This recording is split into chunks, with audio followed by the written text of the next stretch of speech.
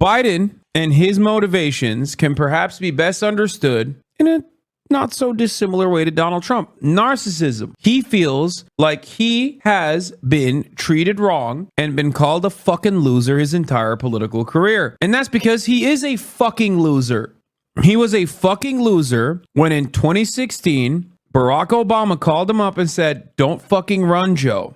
You don't want to finish third place behind Bernie Sanders in a fucking Iowa motel." That's what Obama told him. So he dropped out in 2016. Big mistake for America. Big mistake for the Democratic Party. That's besides the point. I mean, if he became the candidate, he absolutely would have destroyed Donald Trump. 2016 Joe Brandon. Overall, he ran for president time and time again since the fucking 80s and he lost. No, the real reason why he ran was because he's a narcissistic piece of shit. And as much as we joke about Hillary Clinton, it's my time, it's her time, it's her time.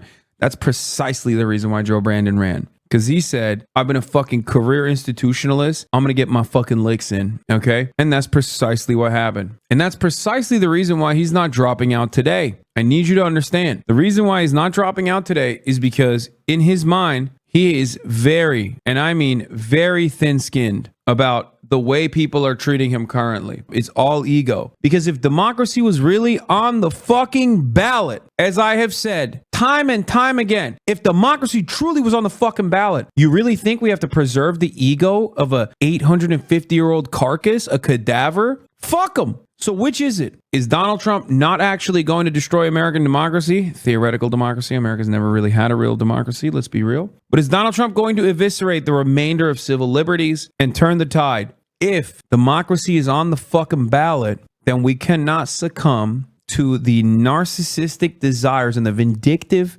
selfish, petulant attitude of a demented, senile person. It's one or the other. Is democracy actually on the fucking ballot? Or are we actually saying it's his turn? Again, he's done so much. Don't hurt his little fucking feelings. He's done so much for America. He's been a senator for 700 years. He was there when the founding happened. He was one of the original framers in the background. So he deserves to be president. And if that's your attitude, then you can't say Donald Trump is going to destroy this country. Okay? You can't. Because if the stakes are that high, you have to meet the stakes.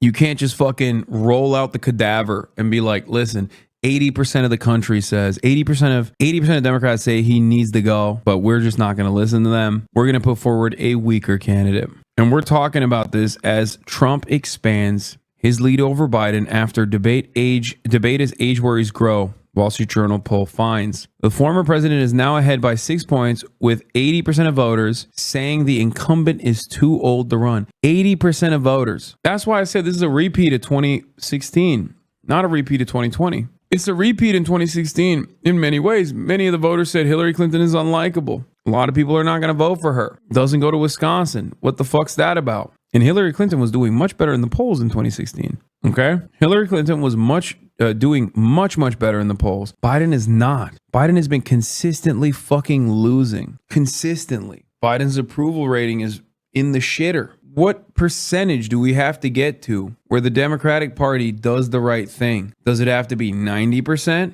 Does it have to be 92%? Does it have to be 99%? Or will it matter if it's 100% of voters? If the Democratic Party does not listen to the calls from the voters at 80%, they're not going to listen to it at 100%. They're just not.